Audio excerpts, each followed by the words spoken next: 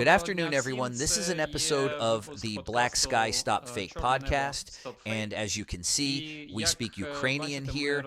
And although my colleagues who are with me today are Pavel Bobolovich.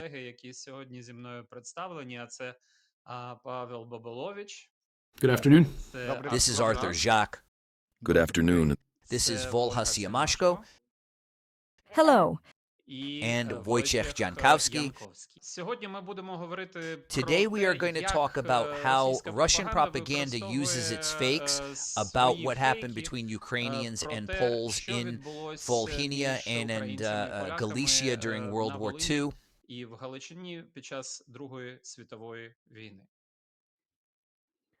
Так, бо ми знаємо, що, то я зразу скажу, що я вибачаюся за мою українською, але знаємо, що воїнська трагедія є використована, і це довгий час, є використована в російській пропаганді, в російських наративах, і звісно, що... Yes, because we know that, and I'm going to say right away that I apologize for my Ukrainian, but we know that the Volhynia tragedy is used and has been used for a long time in Russian propaganda, in Russian norms. And, of course, it is clear why they use it. The purpose of this is simply to keep Poles and Ukrainians in constant confrontation with themselves, so that they cannot cooperate with each other, so that they constantly turn to the past and cannot work on what is most important now.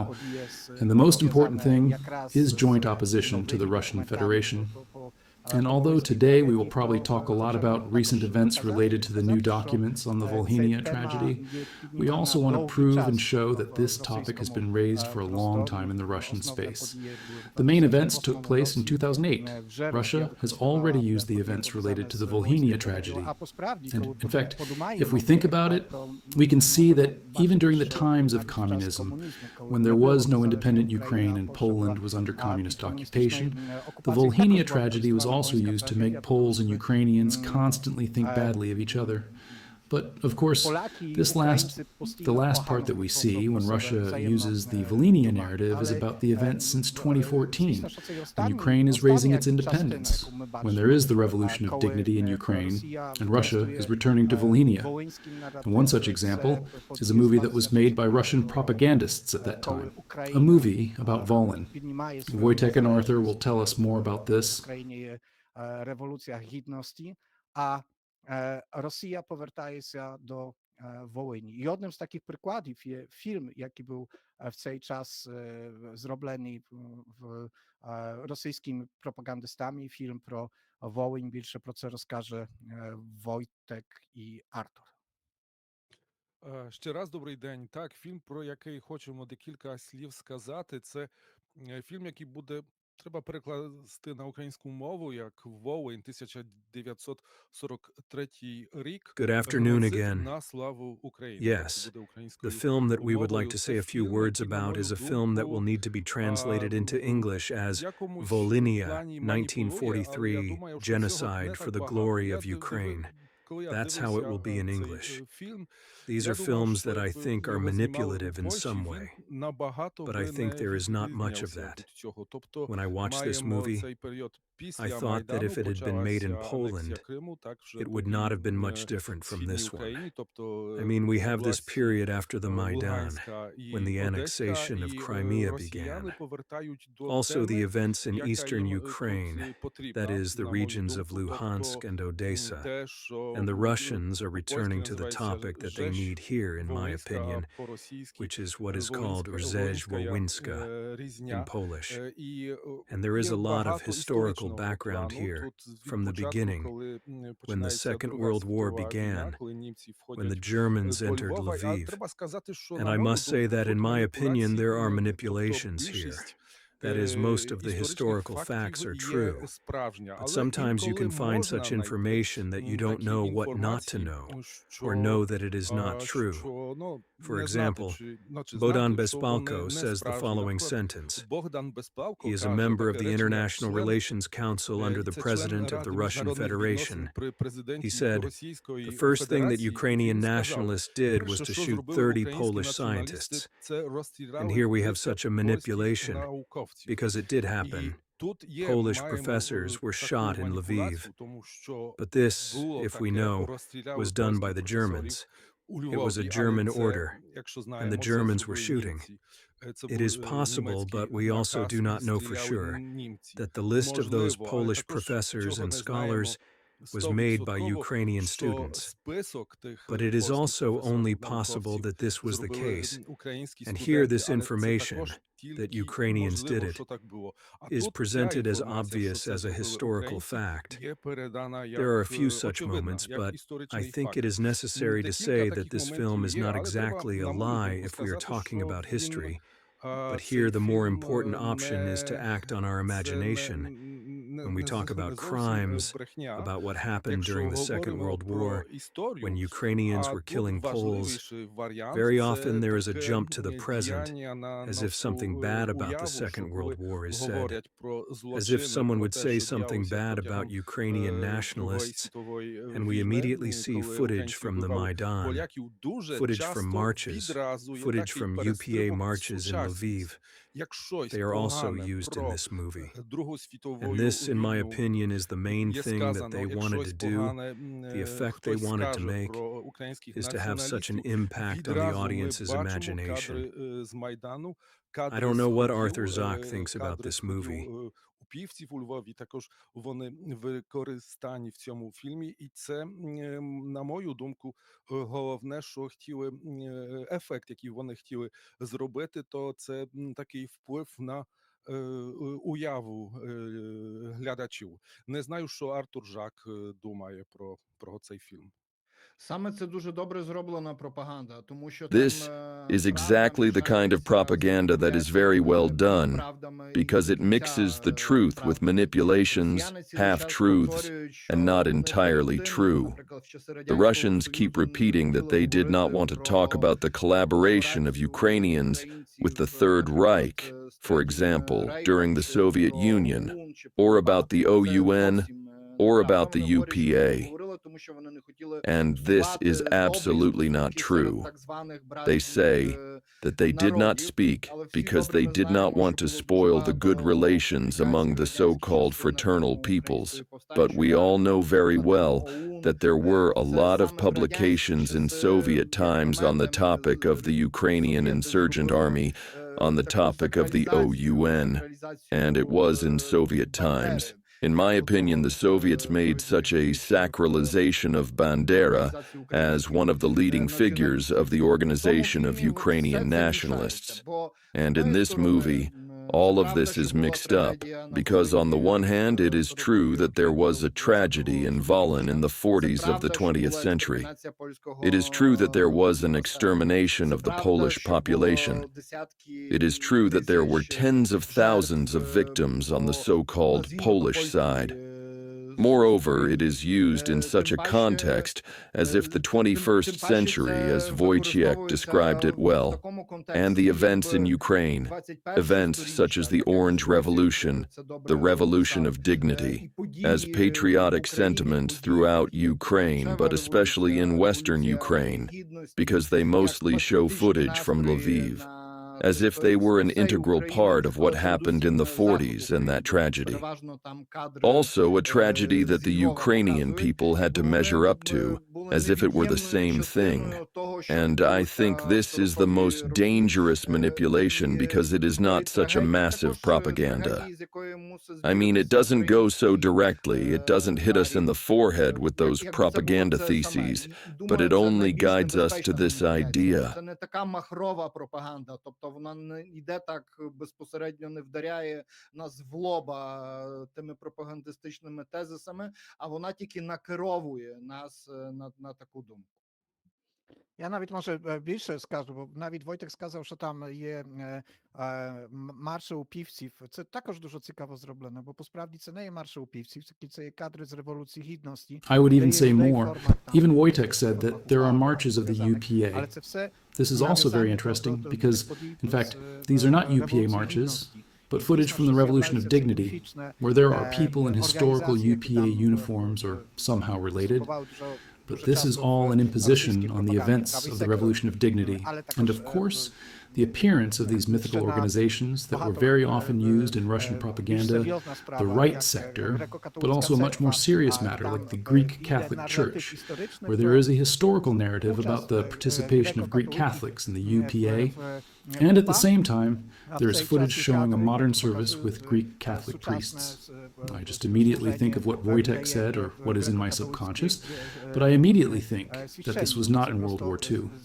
But now the events are happening now, and that these criminals are now, that these UPA members are now, that this massacre is still happening, and it is connected to the events that we are watching there. I don't want to go into all the details. Probably none of us feels like a historian, so that we don't have to go into all the details. But, for example, there is a very long report, and it is so long that not only Greek Catholics took part in the massacre of Poles, but also Orthodox Christians who separated from the Moscow Patriarchate. And they are talking about the events of the 40s. The illustration is modern, and it shows that the Orthodox also killed Poles, or this phrase appears at a certain point. The Poles prayed that the Soviet army would come as soon as possible. And the very end of the film, when the Soviet army appears, the people who are there are supposed to be Poles who are very happy that the Soviet army has come. But all of this is always in this modern context, that when there is Russia, it is calm, when there is Moscow Orthodoxy, it is good. When there are Greek Catholics in the Orthodox Church of Ukraine, they are butchers. And many such different things. That's why I thought it was good that we were talking about this movie, because it's not about historical truth, even. It's about using historical events in a contemporary situation. Є московські православ'я – це є добре, коли є греко-католики і Православна церква України – це резуни. І багато таких різних речей. Для того я подумав, що добре, щоб ми про цей фільм розмовляли, бо це не йде про історичну навіть правду, йде про використання подій історичних в сучасному, в сучасній ситуації. You have noticed very well, Pavlo, that they make this parallel between Moscow orthodoxy and security, because they do not call the Greek Catholics and Orthodox who have left Moscow what they might call. They call them schismatics. And then there is a lady who is signed as a psychologist who says that they have replaced Christian ethics with nationalist ethics. And in addition to the fact that they call themselves Orthodox Christians, they have replaced Christian ethics with nationalist ethics, because no Christian would do such things. And this is a very, very often used narrative in Russian propaganda about Christians. For Russians, Christians are often only the Orthodox of the Moscow Patriarchate. All the rest are not Christians, and they are even very often surprised that, for example, Catholics or Protestants are also Christians. For them, Christianity is only Russian Orthodoxy, as they often say. Якщо брати до уваги цей фільм, треба коротко сказати, як він спланований, на мою думку. Іде, по-перше, підсвідоме повідомлення. Так? Тобто If we take this movie into account, I should briefly say how it is planned. In my opinion, it goes first of all to the subconscious message. Yes, that is, we don't always think about what they wanted to tell us and manipulate our emotions. And music also plays a big role here. I don't know if you've noticed, sometimes it sounds like horror fiction, like some American movie. This music also plays an important role. And that's what I also said about you, this jump from the past to the present. That is, when they talk about various horrible events, about crimes, about, say, fascists in Ukrainian, that is, there is a jump to the present. For example, Sergei Kravitz, executive secretary of the Great Russian Encyclopedia, says that the main idea of Ukrainian nationalists was ethnic fascism. There are such sentences, and we keep hearing this ethnic fascism. And suddenly we see the Maidan. Suddenly we see people on the barricades. And here, what they want to tell us indirectly No one те, has said що it вони directly. хочуть нам сказати не These people прямо, on the barricades ніхто in цього Kiev, прямо не these сказав. people on the Ці, Maidan, які на are the барикадах в descendants Києві, of Ukrainian ці, які на fascists. Майдані, це This is the нащадники subconscious українських information that I think is фашистів. going on Таке here. є підсвідомий інформація, яка тут, на мою думку, іде. Wojtek, ty zgadał Krawca, одного з головних розповідачів в цьому фільмі. Взагалі є дуже цікавий добір тих людей, які є там. Wojtek, you mentioned Kravitz, who is one of the main interviewees in this film. In general, the selection of people who are experts there is very interesting. This is not really a super famous name among historians, even Russian ones, not to mention some other world historians, but these are people who are very ideologically connected to certain parts of life. For example, this lady is a psychologist. She is not an expert on historical topics, but she talks about some psychological mechanisms. This should also be a reminder of those contemporary events. I would like to remind you once again that the film was released right after the Revolution of Dignity, the time when Poles and Ukrainians were very good friends, a time when Poles provided great support to the Revolution of Dignity. And of course, this movie is not the only proof. There's a lot of evidence of the narrative that was very strong in Russia at the time that you cannot support Ukrainians because Ukrainians are murderers of Poles. How can Poles support Ukrainians? How did they slaughter us? How did they slaughter Poles? How can you do this? Anyone who helps Ukrainians is helping the descendants, or not even descendants, but the successors of the totalitarian and Nazi ideology. This is how they understood the ideology or represented the ideology of the UPA and Bandera. And of course, it was not just him. At the same time and after 2014, there are many official reports on this topic, Putin's narrative about World War II. We will talk about this separately. There is a direct statement by Medvedev, who wrote there that Poland is a Nazi state that helps Nazi Ukraine, and this was also connected to this even earlier. Do you remember this name, Zhirinovsky? Допомагає нацистовській Україні. І це якраз також з тим це було пов'язане. І ще раніше, пам'ятаєте таке прізвище Жириновський?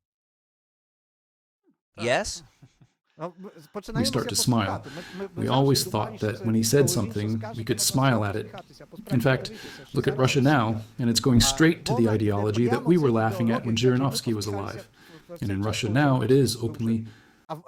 Жириновський – це продукт КГБ, продукт створений ще в 89-90 році, як такий. Zhirinovsky is a product of the KGB created in 1989-90 as a kind of security valve, a valve that should prevent people from not fully assembling with the ideology, the official communist ideology.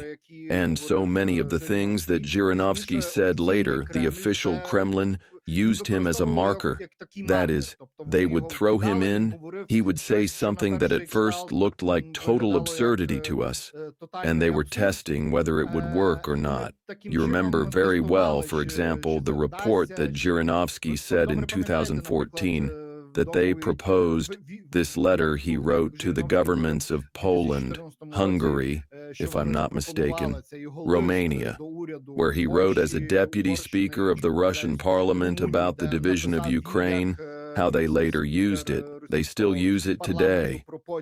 I remember there was a report on Polish television about this topic, and there was a map with this division as an illustration. That map was created on the basis of this letter from the Liberal Democratic Party and from Zhirinovsky as deputy speaker.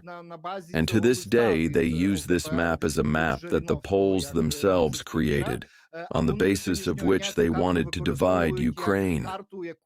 Поляки самі створили, на базі якої вони хотіли поділити Україну.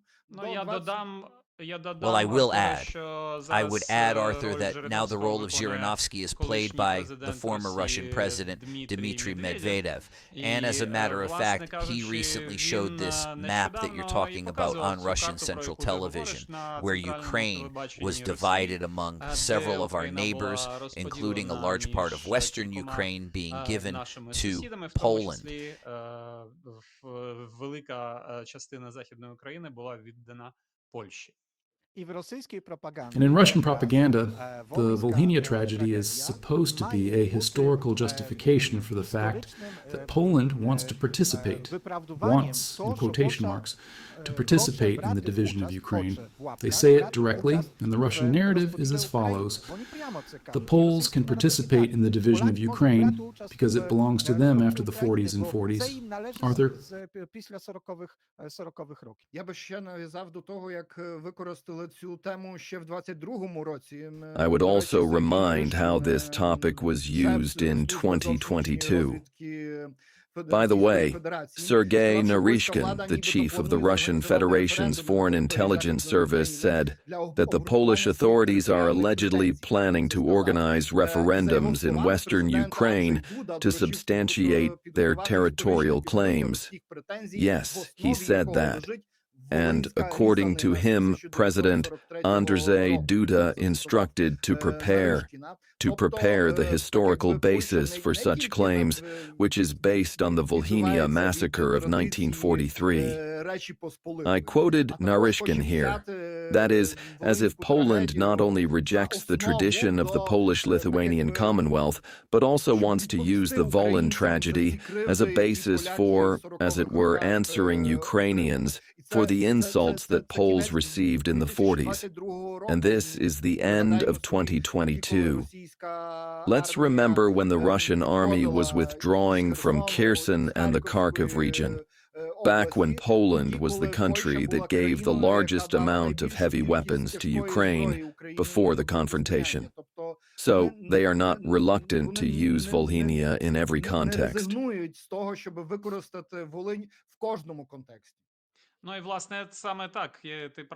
Well, actually, exactly, and you emphasize correctly, Arthur, that this is when the Muscovites used this narrative. Exactly when Poland was one of the largest contributors of military, and not only military aid to Ukraine. It is when Polish-Ukrainian relations are good, when they are on a good level,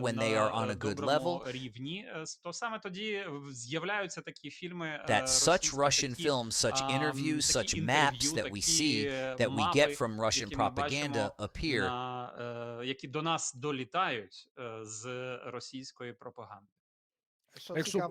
Yes, Wojtek? Can I go back to the movie, if I may? Sure. It's all constructed as well, Pavel said that. Sometimes you watch Russian propaganda and suddenly it says sociologist or historian. And in this case, there is a similar situation. For example, PhD or historian. And who the heck said that? Who can you talk to? Who can you ask for their opinion? You don't even know what institution he is from, what university, what school. This is the first thing. And secondly, there is another one. In my opinion, this is an interesting manipulation because there are two well-known people in Poland. Ireneusz Krzyminski, a sociologist, may have been very famous in Poland, but he was also very famous in Russia. The director, Krzysztof Zanussi. And in fact, they said nothing about Volhynia, about these historical circumstances, about how it happened. Well, maybe a little bit. But here they are, and you see their names. Oh, Krzysztof Zanussi said something in this movie. Oh, Ireneusz Krzyminski said something. He is not so famous now, but 20 to 15 years ago he was very famous there. Especially in Warsaw, he wrote in Gazeta Wyborcza. He is also a scientist. This is also one of the features of this movie and Russian propaganda. And Krzysztof Zanussi. I will add that Krzysztof Zanussi, now I must say that since the beginning of Russia's full-scale aggression against Ukraine, in absolutely every interview he has given, he has emphasized that he absolutely condemns everything that Russia does. He supports us financially, morally, with his authority, because he is an incredibly well-known person in the world of cinema, film, and beyond. He supports Ukraine, and this should be absolutely emphasized. Я думаю, що використали то, що сказав Занусі, тому щоб I think they used what Zanussi said, because why not make this material easier for Russians to digest? They didn't want to make it so that the Poles were the victims, such a 100% victim, and the Ukrainians were 100% criminals. They also wanted to show the Poles as not completely righteous people, because I remember Zanussi saying that here, that there are many things that we have encountered since those years. And then there were people whom we were ashamed of because of our behavior, that is, the behavior of the Polish state and Poles. They were talking, by the way, about the so-called party ghettos for Jews and Ukrainians. As it turned out, this is also a stone in the Polish garden. What, not everyone is so white and fluffy? Yes, because it's normal. Normal for a Russian who has been fed this kind of propaganda for decades, that Poles are enemies, masters of the bourgeoisie who oppress the Russian people. It would not have been pleasant to the end. That's why they had to use this fragment from the director Zanussi. Тому вони мусили використати цей фрагмент режисера Занусі. But here I must say that I think that this film can sometimes be said to speak carefully about Polish history and politics. If we are talking about Ukrainians in the interwar period, I think it is quite thorough. That is, there are several sentences about the anti-Ukrainian policy of the Second Polish Republic. There is a kind of balance here. Maybe this is not the Ukrainian word for balance. I think that this may appear more objective to the viewer. That's how it works. Бо я думаю, що це така пропаганда інтелігентна і краща, може, набагато, чим пізніше різне. I think that this is intelligent propaganda, and it is much better than the later statements of Russian politicians or Russian media. And if we look at social media, well, in general, there is very blunt and easy to understand propaganda. You're right about that. So there are, first of all, a lot of Poles who comment on this. There are people who are from these territories, people who are victims of these events, people who have relatives who died in these events, and they tell their stories. You could say that's it. They give the Poles the opportunity to tell the truth. But look, there's not a single word about what happened before 1941 in these territories. Not a word. Вони дали полякам можливість сказати правду, але подивіться, там немає ні слова про це, що було перед 41-м роком на цих територіях. 1939-41. Silence.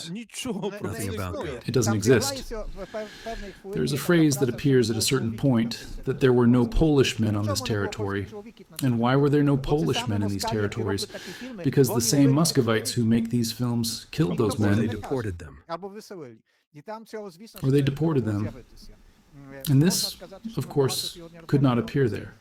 We can say that we talk a lot today about this movie, which was already released in 2014, but as such, it is a collection of all the elements of propaganda that still exist today. If you don't mind me saying, maybe if... Pavlo, the last sentence. It is made according to a good old Bolshevik recipe. 70% truth, 30% manipulation. And that's when it works. Yeah, and I'm sorry again, but I'll come back. You pointed it out.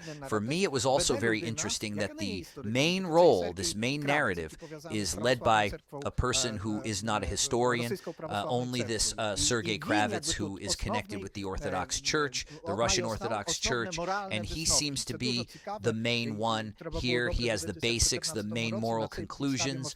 It's very interesting. It was worth watching in 2014. On this basis, one could have understood what would happen next, how Russian propaganda would continue to operate. But we'll see. In 2014, I don't know if you will agree, but I myself am a descendant of a family from Volyn. Part of my family was killed by Ukrainian nationalists. My great-grandmother was Ukrainian. I can say that our family, the Bobolovichs, is also a mirror of those tragedies.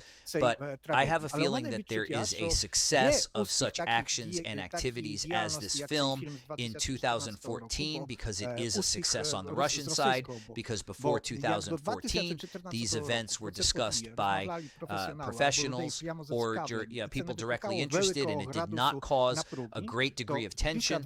But after 2014 there were a lot of people who experienced the Volyn tragedy as a personal tragedy, although they have no relation to these tragedies and do not know many different facts. And the topic is now the main one. It has become almost the main topic in relations between Poland and Ukraine. Could this be a success of such activities? Unfortunately, this is also a success of the activities of Russia, the Russian Federation, its propagandists, its politicians. But here it is also, unfortunately, a defeat, in my opinion, of the Ukrainian state. The state that, the Ukrainian state as well as the Polish state, which for 30 years could not unleash, take away from the Russians this grenade, so to speak, which they use so often. Unfortunately, we ourselves have given them opportunities to use this topic. No i podивимося, яка це граната. Якраз ми записуємо цей наш подкаст в грудні 2024 року. Напередодню Well, let's see what this grenade is like. We are recording this podcast in December 2024, on the eve of All Saints' Day, a holiday in Poland that is associated with when we go to our cemetery, when we honor the memory of the dead, a new document appears. And at the moment, even in the relations between Poland and Ukraine, when the topic of exhumations and search operations in Volyn returns, new documents appear in the Russian FSB that are related to the Volyn tragedy. Maybe we can ask our friends to show this website to the FSB. This may not be very correct, but we warn that this is just propaganda, and it is clear why we want to show it. Because just at this moment, new documents are appearing, new documents, and their significance is immediately justified in Poland. The Polish fact-checking project of the Polish press agency immediately responds that this is manipulation and that we should be very careful. First, we have no way of knowing whether these are authentic documents, and secondly, we need to understand that they relate only to some points. Polskiej Agencji Prasowej зразу дає відповідь, що це маніпуляція і що треба бути дуже обережним. Перше, не маємо ніякої можливості визнати, чи це автентичні документи. Друге, треба зрозуміти, що вони... One point in particular is very important to me because it is related to Vladimir Vinsky. Now, if I remember well, it's just Vladimir. Зараз, як я добре пам'ятаю, вже Володимир, так? Місто Володимир вже немає в цей, але в цей час, і в Польщі воно мало назву Володимир Волинський, і в час, про який ми розмовляємо, Володимир Волинський. І якраз цей документ, це є повідомлення одного з совєтських агентів, який каже, що в Володимирі в 45 The city of Vladimir at that time in Poland, it was called Vladimir Vinsky, and at the time we were talking about Vladimir Vinsky. And this document is a report by one of the Soviet agents who says that in 1943, in July, 2,000 Poles were killed in Vladimir. 11 priests were killed on the streets of the city. And this is a crazy, crazy lie, because at that time, Vladimir Vinsky was a German garrison. And although, in fact, in 1943, in the Vladimir district, there were many murders and many tragic events, there were no such events in the city, and there cannot be such events. What does this mean that this document is a forgery? Either this document or this agent may have written about another event. Vladimir just appeared here as a conventional figure, and this concerned the entire county. We don't know this, but now that this document appears, it is also very interesting. Because I don't know if you know, but Vladimir and Vladimir Vinsky from 1939 to 1941 was killed by the Soviets in a large number of Poles. This is one of the places where you can look for crimes related to Katyn. Among the victims who were killed, there could be Polish military personnel, including officers, Polish police officers, and they were buried locally, where there was once a medieval castle. And this is all if it had happened after 2011, when search operations and exhumations took place in Vladimir. More than 2,000 people are reburied in the local cemetery. It is highly likely that some of these bodies are victims of the Soviet regime. Some are victims of German crimes, but there are definitely no people who were killed because of Ukrainians, because it was not possible in the city. And now this raises a question for me. Do the Russians know about these reburials they have taken place in recent years? Perhaps they are already trying to prepare versions that they did not do it. It was done, of course, by Ukrainians. And a new point. Але там точно нема людей, які би були убиті через українців, бо в місті це не було можливо. І зараз у мене це викликає питання. Росіяни знають про це перепоховання. Вони були якраз за останні роки.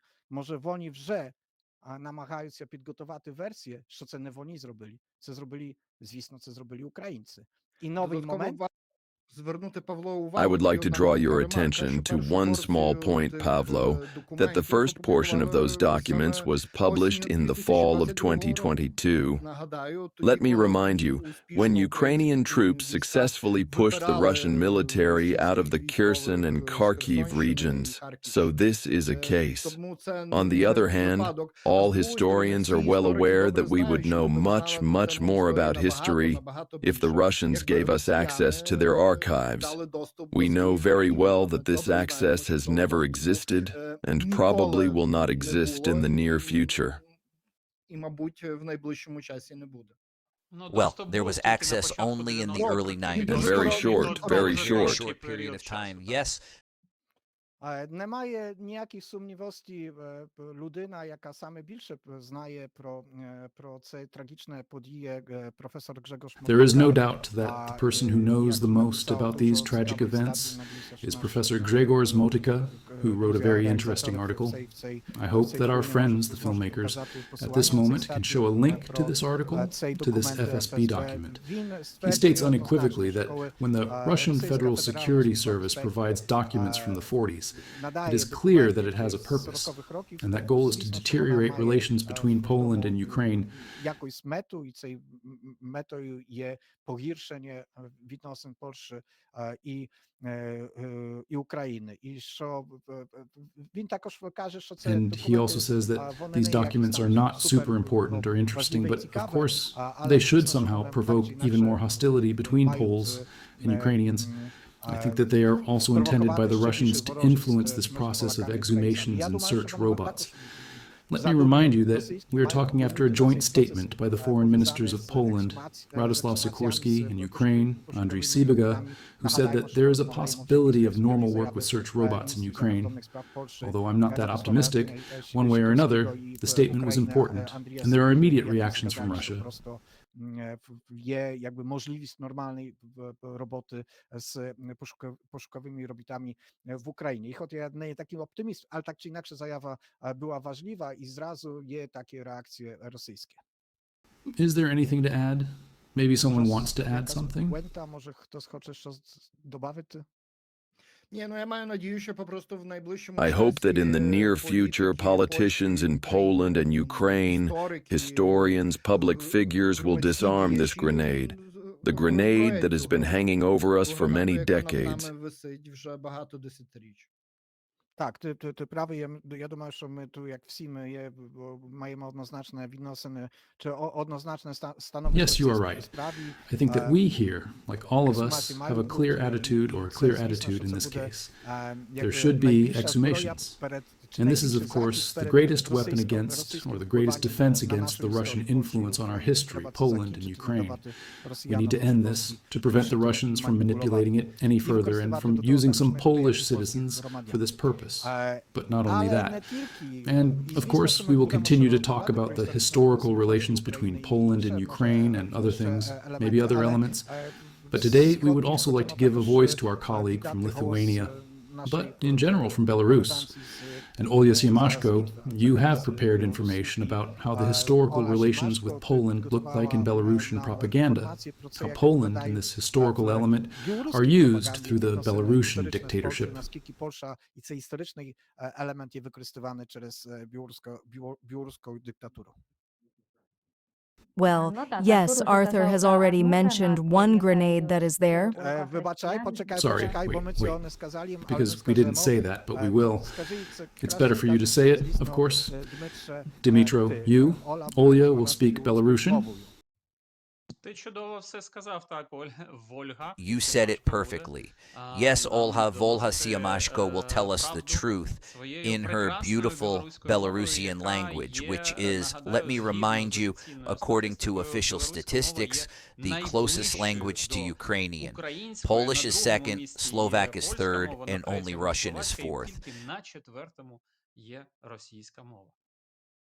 Well, I hope we won't have any problems with understanding, because it's a common thing when Belarusians speak in Belarusian in the Ukrainian media.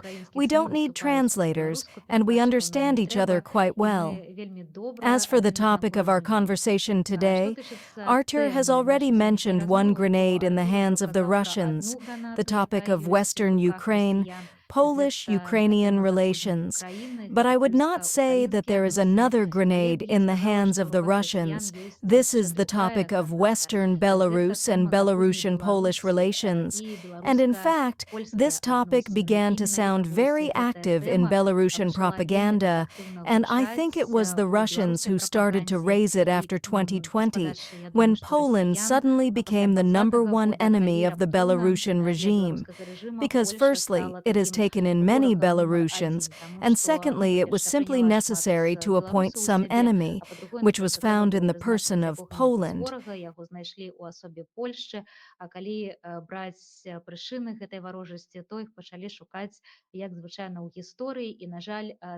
And if we take the reasons for this hostility, we began to look, as usual, in history. And, unfortunately, they did find some historical moments. This is the history of Western Belarus. As we know, until 1939, part of Belarus, mainly the Brest and Hrodna regions, were part of Poland, and after the Molotov-Ribbentrop Pact, these lands were annexed to the BSSR. And this is the main narrative of Belarusian propaganda, now that Poland wants to return these lands. And even Lukashenko himself has repeatedly said that the Poles have their eyes on the Hrodna region, that Poland is behind the 2020 protests, because they want to take back Hrodna. And so, in order to spite the Poles, I just don't see any other explanation for all this.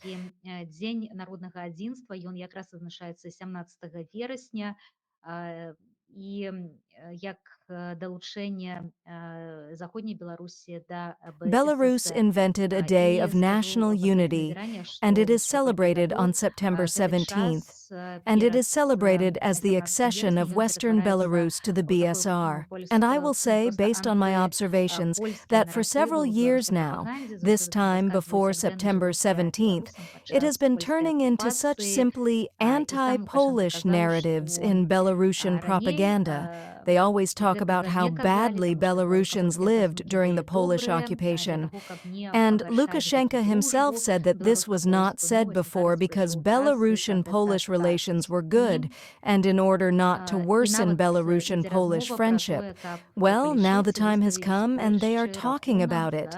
And even these talks about how to calculate and bill Poland for those times, these are special reparations. And following this anti-Polish narrative, the second topic is developing so actively in Belarus. Now it is the destruction of the graves of Polish Home Army soldiers. Over the past years, at least 10 such graves have been destroyed.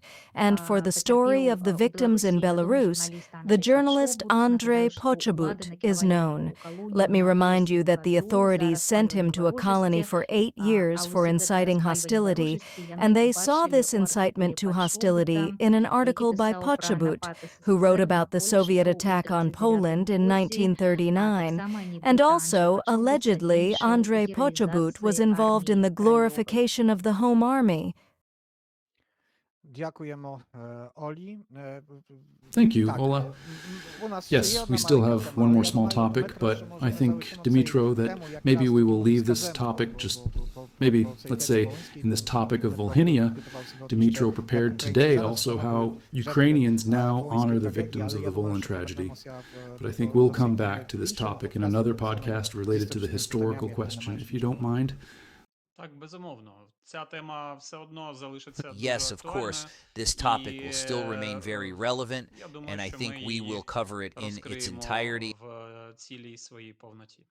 I'll just say one thing, just a small comment to what Olga said about the Home Army.